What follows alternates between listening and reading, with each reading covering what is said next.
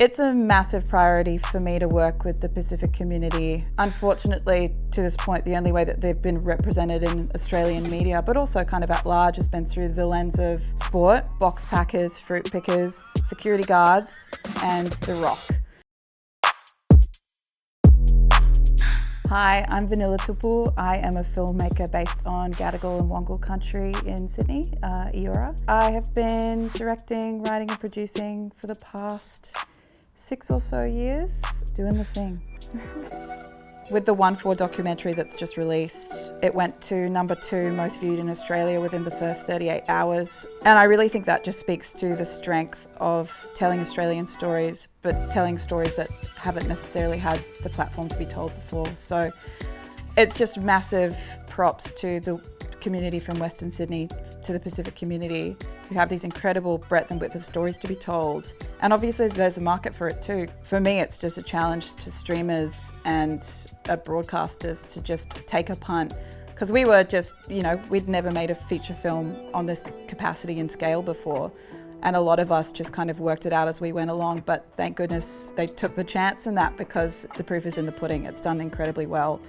And there's been an incredible response from the Pacific community, but just wider community at large, and it's shed light on something that is really essential that we talk about, which is the censorship of POC and brown people and their music and creativity in this country.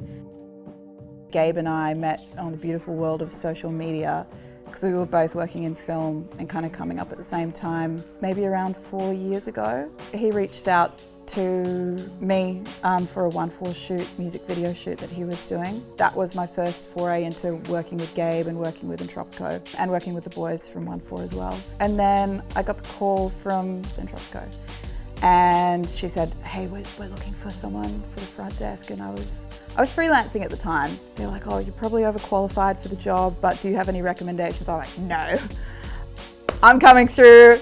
Let me audition for this job. I got the job. I was working front of house for a little while, and by a little while I mean 2 weeks, before I got promoted to production manager for the ONEFOUR doco. And then that kind of bumped up to line producer, which was my credited role on the production. Yeah, it's been a journey. So everything's kind of really led to this overall picture of what I now do. And I've taken something from absolutely everything I've done, but I worked on DMA's music video that I produced, which has just been nominated for an ARIA. I've also had the incredible privilege and honour of working on a documentary about Israel Folau. That was with Neil Minchin, who did Firestarter.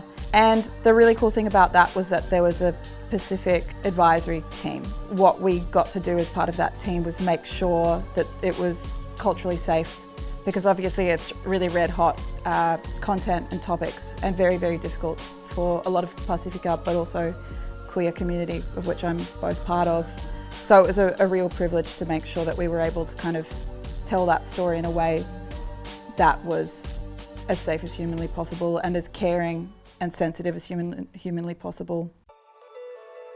There's a Screen Australia report called Seeing Ourselves that was released this year. It talks about representation on and off screen and how the industry can do better about that. And one of the things that they found in the report is that not just in Australia, but globally, there's a big lack of representation for Pacific Islanders on screen. So being able to shake up that narrative and actually say, we have something that is very important. We have a long lineage of oral history and storytelling, and we're bloody good at what we do, and we deserve the space to be able to tell our stories. It's massive, and it's something I carry with me in absolutely everything I do. But it flows into as well working with people of marginalised communities. I think that there needs to be more of that access for people who aren't necessarily seen in the limelight, both in front and behind the camera. And unfortunately, there's just nowhere near enough of that, as there could and should be in Australia at the moment. Also, just employ people because they're good at what they do. Doesn't matter what kind of colour, creed they are, what their sexuality is. Just if they're good, they deserve the opportunity and the chance to get in those rooms and have the same jobs as, Totally. the majority. And there's no need to specifically mention like, oh, we got Vanilla in. By the way, she's Samoan and she's also a girl and she's also queer. Yeah. Yeah. Like, so cool. Yeah, just diversity, Pokemon! Pokemon diversity. Thank you so much. I've been Vanilla Tupu, and it's been a pleasure to be here today with Happy Mag. And go check out the doco on Netflix, #2. Globally, no, nationally, maybe globally one day. Cheers.